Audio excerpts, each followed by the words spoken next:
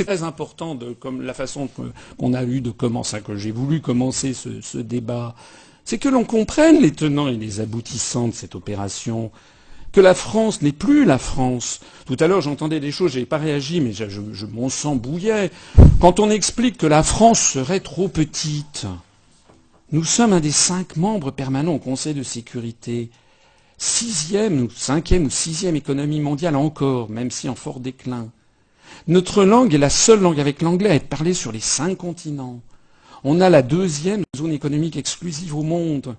On a un patrimoine culturel, politique, diplomatique extraordinaire. On a le plus grand réseau diplomatique du monde après celui des États-Unis, de telle sorte que si on sort de l'Union européenne, on fermera 2 ambassades et on sera toujours le principal réseau diplomatique après celui des États-Unis. On a des dizaines de pays qui se reconnaissent dans la francophonie derrière nous. Mais alors si nous, on n'a plus qu'à fermer boutique, alors que font donc le royaume de Tonga, ou Singapour, ou le Paraguay, ou le Sri Lanka?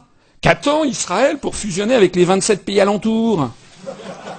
Non mais soyons sérieux.